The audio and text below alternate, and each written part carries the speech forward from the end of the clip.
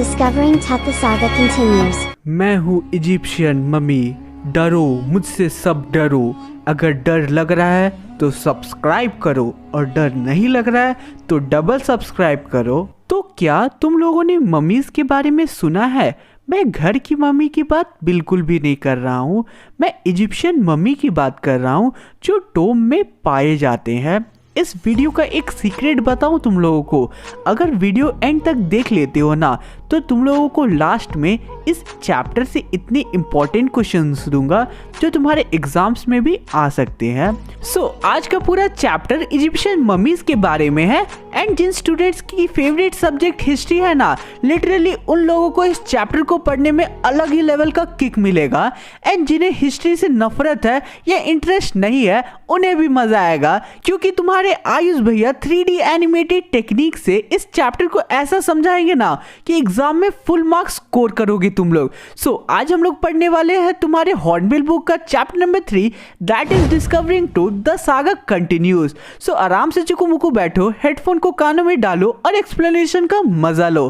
तो अब चलो आज के वीडियो को शुरू करते हैं। हेलो, मैं हूँ किंग टूट एंड मैं इस चैप्टर का सबसे मेन कैरेक्टर हूँ एंड तुम लोगों को मेरा नाम इस पूरे चैप्टर में सभी जगह दिखने वाला है। मेरी डेथ उसी टाइम हो जाती है जब मैं टीनेजर था। मैं लास्ट रूलर था अपनी पावरफुल फैमिली का जिन्होंने सेंचुरीज तक इजिप्ट में राज किया था। ऑथर हमें बताते हैं कि जब से किंग टूट की टोम यानी मकबरा का डिस्कवरी हुआ 1922 में, तब से काफी ज्यादा डाउट्स थे कि आखिर किंग टूट की डेथ कैसे हुई और मोस्ट प्रोबेबली सभी का मानना था कि उनका मर्डर हुआ था, क्योंकि इसकी पॉसिबिलिटी सबसे ज्यादा हाई थी क्योंकि उनकी डेथ काफी यंग एज में हुई थी। अब किंग टूट की टोम को 80 साल में पहली बार सीटी स्कैन के लिए ले जाया जा रहा था, जिससे बहुत सारे नए क्लूज मिलते उनके लाइफ एंड उनके डेथ के बारे में। जब किंग टूट की बॉडी को सीटी स्कैन के लिए उनकी सीमेंट्री से बाहर ले जाया जा रहा था, जिसे वैली ऑफ किंग के नाम से जाना जाता है, तब मौसम बहुत खराब हो जाता है। तेज विंड ब्लो होने लगती है, ब्लैक क्लाउड्स पूरे डेजर्ट को घेर लेते हैं। 5 जनवरी 2005 को शाम के 6 बजे पहली बार वर्ल्ड्स मोस्ट फेमस मम्मी को सीटी स्कैन के लिए ले जाया जा रहा था, जो 3300 साल पहले मरा था। आफ्टरनून के टाइम पे पूरी दुनिया भर से टूरिस्ट आए थे उस रॉक कट टोम को देखने, उसे रिस्पेक्ट देने जो जमीन के 26 मीटर नीचे रखी थी। जो टूरिस्ट वहां आए थे वो वॉल्स पे बनी हुई लार्ज पेंटिंग्स देखते हैं ग्राउंड के नीचे। किंग टूट की कॉफिन देखते हैं जो गोल्ड की थी। उस कॉफिन की सबसे स्ट्राइकिंग फीचर ये थी कि वो जो कॉफिन था वो पूरा मम्मी की शेप में बना हुआ था। कुछ विजिटर गाइड बुक को रीड कर रहे थे और कुछ चुपचाप खड़े होते हैं और सोच रहे होते हैं कि आखिर किंग टूट की डेथ इतनी कम एज में कैसे हुई होगी, या फिर वो फैरो के श्राप के बारे में सोचकर कांपने लगते थे कि क्या फैरो की कर्ज की बातें सच्ची है कि अगर कोई भी मम्मी को छेड़ने की कोशिश करेगा तो उसके साथ कुछ भी गलत होगा या फिर उसकी डेथ हो जाएगी। वो लोग सोच में थे कि क्या ये सारी बातें सच है। जाही हवस, ओ सॉरी हवास, क्या यार मेरा इसमें कोई भी गलती नहीं है, लोग अपना नाम इस टाइप में रखते हैं तो मेरा कोई गलती नहीं है। जाही हवास जो Egypt supreme council of antiquities के सेक्रेटरी जनरल है, वो बोलते हैं कि 1920 में कार्टर ने जो किया उसके चलते मम्मी की हालत इतनी खराब हो गई है। कार्टर का फुल नेम हावर्ड कार्टर था। तो हावर्ड कार्टर एक ब्रिटिश आर्कियोलॉजिस्ट था जिसने 1922 में पहली बार किंग टूट के टोम को डिस्कवर किया था, बहुत कोशिशों के बाद। आगे हमें बताया जाता है कि ये आज तक का रिचेस्ट रॉयल कलेक्शन की डिस्कवरी थी, यानी ऐसी डिस्कवरी आज तक नहीं हुई थी जिसमें इतने प्रीशियस आइटम्स मिली हो। इस डिस्कवरी में गोल्ड के बहुत सारे आइटम्स मिलते हैं, तो सनसनी फैल जाती है उस टाइम पे एंड आज भी इस पे लोग बहुत ज्यादा अटेंशन देते हैं।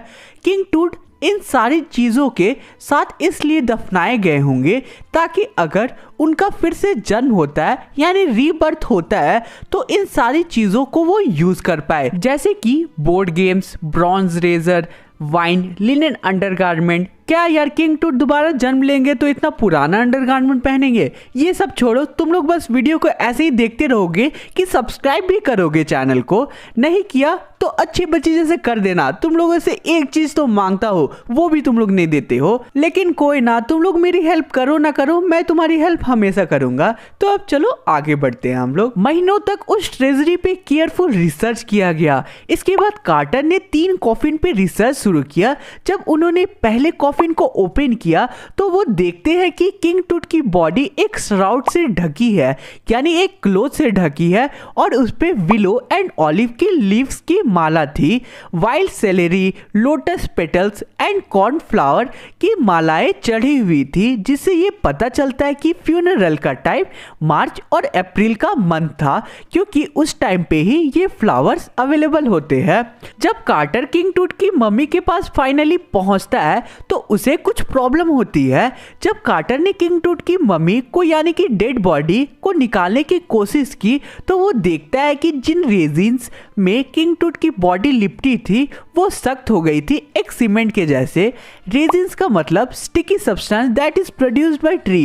रेजिन्स ऐसी सब्सटेंस होती है जो चिपचिपी होती है एंड इससे फेविकॉल भी बनती है आज के जमाने में। तो किंग टूट के बॉडी के साथ रेजिन यूज किया गया था, जो टाइम के साथ बॉटम में जाकर सेटल हो गया था, और किंग टूट की बॉडी गोल्ड कॉफिन के साथ चिपक गई थी, और नॉर्मल फोर्स से कोई भी फायदा नहीं हो पा रहा था। और कार्टर आगे लिखता है, अब क्या किया जाए? अब कार्टर ने उस मम्मी को बहुत ही कड़ी धूप में रख दिया, जिससे कॉफिन का टेम्परेचर 149 डिग्री फ़ारेनहाइट तक पहुंच गया था। लेकिन उसका ये जो आइडिया था वो फ्लॉप हो जाता है और डेड बॉडी को कोई भी फर्क नहीं पड़ता है। कार्टर अब मम्मी को चिजल से काट कर बाहर निकाल लेता है। चिजल की फोटो तुम लोग अपने स्क्रीन पे देख सकते हो। बेसिकली ये एक टूल है जो वुड को काटने में यूज किया जाता है, वुड को छीलने में यूज किया जाता है। कार्टर को जब सबने पूछा कि आखिर उसने ऐसा क्यों किया, तो उसने बोला कि अगर मैं उसे वैसे बाहर नहीं निकालता, यानी कि किंग टूट के बॉडी को वैसे बाहर नहीं निकालता, तो वैसे भी चोर आते और उस बॉडी को बुरी तरीके से निकाल देते और गोल्ड कॉफिन को चुरा कर भाग जाते। अब राइटर बोलते हैं कि उस टाइम के सारे राजा महाराजा बहुत अमीर होते थे और उनका मानना होता था कि, और वो ये उम्मीद करते थे कि वो अपना दौलत अपने साथ ले जाए जब वो मरे। तो एक चीज बताओ कि इस चैप्टर को लिखने का कष्ट किसने किया है? कमेंट में बताना। अभी आधा चैप्टर लगभग कंप्लीट होने वाला है। किंग टूट के बॉडी पे अलग अलग चीजें थी, जैसे precious collars, inlaid necklaces, bracelets, rings, sandals, amulets etcetera and और भी चीजें थी, एंड सारी चीजें प्योर गोल्ड की बनी हुई थी। कार्टर ने सारी चीजों को किंग टूट की बॉडी से उतारने के लिए उनके मेन पार्ट्स जैसे हेड एंड अलग अलग जॉइंट्स को अलग कर दिया, जिससे मम्मी बहुत ज्यादा डैमेज हो गया था। इसलिए जाहिर आवाज बोलते हैं कि सारा कारनामा तो कार्टर बाबा का है। तुम लोगों को क्या लगता है, कार्टर ने सही किया कि गलत? अपने उच्च विचार मुझे कमेंट एरिया में कमेंट करके बताओ। मैं तुम लोगों को हार्ट जरूर दूंगा, एंड वैसे भी मेरा हार्ट तो तुम लोगों के पास ही रहता है। कार्टर ने किंग टूट की बॉडी के बॉडी पार्ट्स को एक वुडन बॉक्स जिसमें सैंड भरी होती है उसमें रीअसेंबल करके रख दिया था, जो आज भी वैसी ही रखी हुई थी। आर्कियोलॉजी में टाइम के साथ बहुत ज़्यादा चेंजेस आए हैं। पुराने ज़माने में आर्कियोलॉजी का main M treasury and precious चीज़ें ढूंढना होता था, लेकिन आज के ज़माने में फोकस लाइफ पे किया जाता है कि आखिर पुराने ज़माने में लोग कैसे लाइफ जिया करते थे, और डेथ से रिलेटेड मिस्ट्री पे फोकस किया जाता है आज के आर्कियोलॉजी में। आज के टाइम पे जो टूल्स यूज किए जाते हैं वो भी एडवांस हो गई है। 1968 में जब कार्टर को डिस्कवरी किए हुए 40 साल से भी ज़्यादा का टाइम बीत जाता है, तो एक एनाटॉमी का प्रोफेसर ने किंग टूट की मम्मी का एक्सरे किया, तो एक बहुत ही शॉकिंग चीज़ पता चलता है किंग टूट की बॉडी के बारे में। किंग टूट की ब्रेस्ट बोन्स एंड आगे की रिब्स गायब थी। आज की डायग्नोस्टिक इमेजिंग कंप्यूटेड टोमोग्राफी और सीटी स्कैन की हेल्प से किया जाता है। अब राइटर आगे बोलते हैं कि सीटी स्कैन के बाद मेजर टास्क ये पता लगाना था कि आखिर किंग टूट की डेथ कैसे हुई, और उसकी डेथ हुई तो वो कितने साल के थे। किंग टूट की डेथ से सभी राजा महाराजा बहुत शौक थे उस टाइम के। वो अपनी फैमिली के लास्ट रूलर थे एंड उसके बाद उनकी डायनेस्टी एंड हो गई थी। एमेनहोटेप III जो कि किंग टूट के फादर या ग्रैंडफादर थे, वो बहुत ही पावरफुल फेरो थे एंड उन्होंने इजिप्ट पे 40 सालों तक रूल किया और उनके रूलिंग एरा को गोल्डन टाइम कहा जाता है। एमेनहोटेप IV जो कि उनके बेटे थे, जब उनका रूल शुरू होता है तो वो टाइम इजिप्ट की एंशिएंट हिस्ट्री का स्ट्रेंजेस्ट टाइम था।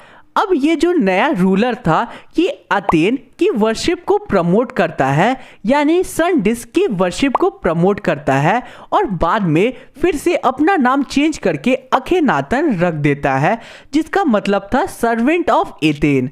और फिर वो अपनी कैपिटल को भी शिफ्ट कर देते हैं। पुराना कैपिटल था थीव्स, बट वो नया कैपिटल अमरना को बना देते हैं। आगे ये जो नया रूलर था वो एक शॉकिंग स्टेप लेते हैं और अमुन की फोटोज और स्टैचू पे अटैक कर देते हैं और उनके टेम्पल्स को बंद करवा देते हैं। अमुन कौन थे? अमुन इजिप्ट के मेजर गॉड थे एंड सभी उनकी वर्शिप किया करते थे। यूनिवर्सिटी ऑफ शिकागो रिसर्च के डायरेक्टर रे जॉनसन बोलते हैं कि वो टाइम इजिप्ट के लिए बहुत हॉरिफाइंग होगा। अब जो फैमिली जिसने सेंचुरीज तक इजिप्ट पे रूल किया था, उनकी डायनेस्टी खत्म हो रही थी। जो अखीनातन थे वो भी अब अचानक अजीब बिहेव करने लगे थे। अखेनातन की डेथ के बाद एक मिस्टीरियस रूलर स्मेनखखारे रूल में आता है और फिर बिना कोई ट्रेस छोड़े गायब भी हो जाता है। उसके बाद फिर यंग रूलर तुतैनखातेन, जिसे हम आज किंग टूट के नाम से जानते हैं, वो रूल में आता है। बहुत जल्दी किंग टूट अपना नाम चेंज करके तुतैनखामुन रख देते हैं, जिसका मतलब था लिविंग इमेज ऑफ आमून, और इससे वो पुरानी चीज़ों को रिस्टोर करने की कोशिश करते हैं। किंग टूट 9 ईयर्स तक रूल करते हैं और फिर मिस्टीरियसली उसकी डेथ हो जाती है। जो भी स्टूडेंट्स ने इस वीडियो को यहाँ तक देख लिया ना, उसे मैं गारंटी देता हूँ कि एग्जाम में इस चैप्टर से वो अच्छे मार्क्स स्कोर कर लेगा। चलो अब टाइम वेस्ट नहीं करते, आगे बढ़ते हैं। इजिप्ट में बहुत सारी ममीज पाई जाती है। इजिप्ट में कितनी ममीज है ये किसी को नहीं पता है। इजिप्शियन ममी प्रोजेक्ट जो 2003 में स्टार्ट हुई थी, उसमें 600 ममीज की लिस्ट बनाई गई और भी खोज जारी है। किंग टूट पहली मम्मी थी जिसकी सीटी स्कैन हुई थी। सीटी मशीन ने 1700 डिजिटल एक्सरे इमेज निकाली थी किंग टूट की हेड से टो तक।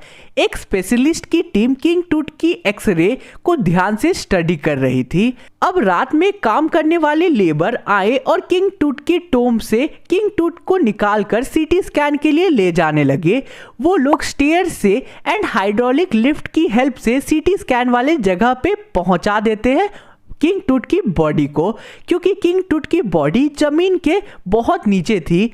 20 मिनट बाद 2 आदमी दौड़ते हुए नियर बाय ऑफिस से आते हैं एंड वो अपने हाथ में एक प्लास्टिक फैन पकड़ के आते हैं। जो $1 मिलियन का स्कैनर था वो उसमें मिट्टी जाने की वजह से वो हीट अप हो रही थी एंड वो खराब हो गई थी। वहां खड़ा गार्ड अब जोकिंग मैनर में बोलता है ये फेरो का श्राप है। अब वो प्लास्टिक के फैंस के वजह से स्कैन अच्छे से कंप्लीट हो जाता है एंड फिर वो लोग किंग टूट की बॉडी को वापस से टोम में रख देते हैं। अब सीटी स्कैन में जितनी भी इमेज ली गई थी वो एक टेक्नीशियन कंप्यूटर के स्क्रीन पे एक साथ सबको दिखाता है। जाही हवास चेयर पे बैठे हुए हंस रहे होते हैं एंड वो रिलीफ थे कि सब कुछ अच्छे से हो गया था। अब जब ये सारा प्रोसेस खत्म हो गया था तो वो बाहर आए तो विंड भी रुक चुकी थी जो स्टार्टिंग से चल रही थी। अब ऑथर हमें आगे बताते हैं कि किंग टूट के एंट्रेंस के जस्ट ऊपर ओरियन कॉन्स्टिलेशन देखने को मिलता है। ओरियन एक पैटर्न होता है जो ग्रुप ऑफ स्टार्स मिलके बनाते हैं। तो एंशिएंट इजिप्शियन के अकॉर्डिंग ये कॉन्स्टिलेशन ओसिरिस जो गॉड ऑफ आफ्टर लाइफ है उसका सोल है जो किंग टूट को प्रोटेक्ट कर रहा है। तो आज का हमारा पूरा वीडियो कंप्लीट होता है। अब तुम्हारे स्क्रीन पे जो क्वेश्चन तुम लोग देख रहे हो ये बहुत ही इंपॉर्टेंट क्वेश्चंस है एंड ये चांसेस है कि तुम्हारे एग्जाम्स में भी आ सकता है। इसे बहुत ही अच्छे से कंप्लीट कर लेना। अब आंसर कहाँ मिलेगा तुम लोगों को? आंसर को मैं अपने टेलीग्राम ग्रुप में एक PDF के फॉर्म में शेयर कर दूंगा, ज्वाइन कर लेना, वहाँ तुम लोगों को ईजिली अवेलेबल हो जाएगा। लिंक टेलीग्राम चैनल का डिस्क्रिप्शन में गिवन है, ज्वाइन कर लेना। नहीं तो कमेंट करके पूछोगे तो मैं भी तुम लोगों को लिंक प्रोवाइड कर दूंगा। तो अब चलो मिलते हैं किसी और वीडियो में। Thanks for watching the video.